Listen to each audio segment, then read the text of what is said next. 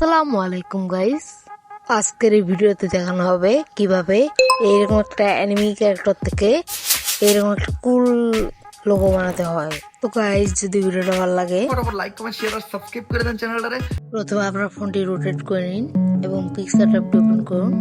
তারপর এখানে ক্লিক করুন। এখান থেকে আপনার পছন্দের পিকটা নিন। আমি একটা অ্যানিমে ক্যারেক্টার নিয়েছি। আপনি চাইলে আপনার নিজের পিকচার কিংবা অন্যজনের পিকচার বা যে কোনো পিকচার অ্যাড করে এটা করতে পারবেন।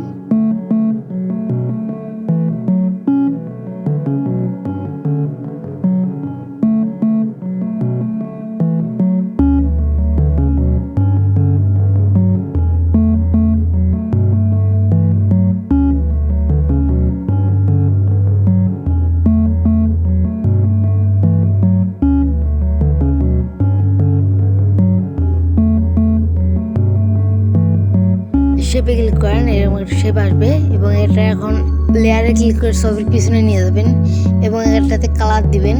আপনি যে কালারের লোগো বানাতে চান সেই কালার দিবেন এবং এটাকে ব্ল্যান্ড মোডটাকে আমরা অ্যাড করে দেব। সব কিছু বলে সম্ভব না, আপনারা স্ক্রিনের দিকে দেখেন। আর ভিডিওটা ভালো লাগলে লাইক দিন।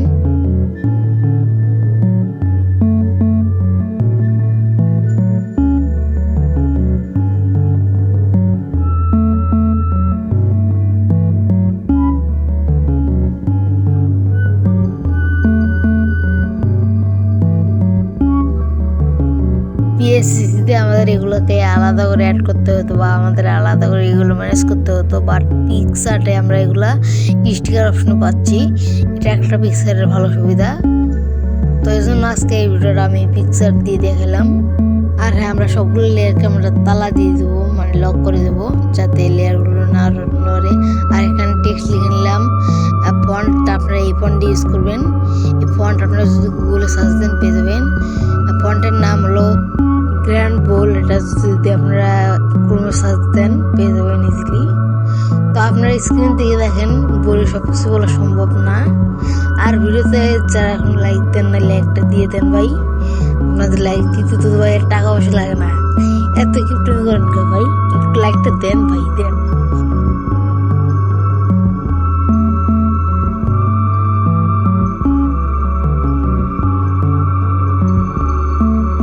টেক্সটের উপরে একটা শেপ অ্যাড করে নেবো। আপনারা যে কোনো কালার দিয়ে রাখতে পারেন বা যে কোনো শেপ রাখতে পারেন।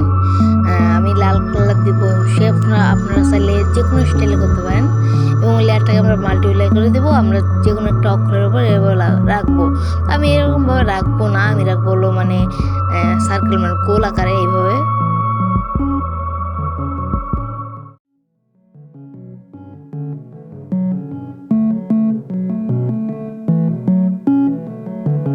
আচ্ছা, এটা হয়ে গেলে আমরা আবার টেক্সট নিব। এবার লিখবো রাসেল। তো এটাকে আমরা বোল্ড করে দেবো এবং পিক্সারের ডিফল্টে এই ফন্টটা পেয়ে যাবেন। আপনারা এই ফন্টটা দেখে এটা অ্যাড করে নিন। রাসেল লেখাটা এই ম্যান পিএনজি বা এই ক্যারেক্টারের নিচ নিয়ে যাবো এবং এটাকে আমরা ওভারলে করে দেবো। ওভারলে করার পর এটাকে বড় করে দেবো এবং হালকা আমরা বড় জুম করে দেবো এবং নিচ থেকে হালকা এইভাবে টেনে দেবো। যদি আপনাদের এটা না ফুটে তাহলে এটাকে আপনারা ডুপ্লিকেট করে আবার দিতে পারেন এইভাবে, তাহলে ফুটবে। তো আমার যেহেতু ফুটে গেছে, আমার আর প্রয়োজন নেই। আমরা আবার একটা শেপ অ্যাড করে নেবো এবং কালার দিব আমরা এই কালার। শেপটাকে আমরা বড় করে নেব এবং এটা লেয়ার গিয়ে আমরা ক্যারেক্টারের উপরে রাখবো অ্যান্ড প্ল্যানটাকে আমরা অ্যাড করে দেবো। তারপর এখানে চলে যাবো, লক করে দেওয়ার পর ইরিজেশনে যাবো। তারপর এখানে রিস্টোর দিয়ে এই হার্ডনেস সব কিছু কম করে দিয়ে এইভাবে আমরা ক্যারেক্টারের উপর দিয়ে এইভাবে করে নেবো। তাহলে ক্যারেক্টারের একটা গ্রো চলে আসবে, দেখতে ভালো লাগবে আর কি। তো আপনারা যে কোনো কালার দিয়ে করতে পারেন। আমার যেহেতু পিছনের কালার আকাশি কালার মতো, এই জন্য এটাকে আমি আকাশি কালার দিয়ে গুলো দিলাম। তো আমাদের লোগো প্রায় হয়ে গেছে, দেখেন আপনারা।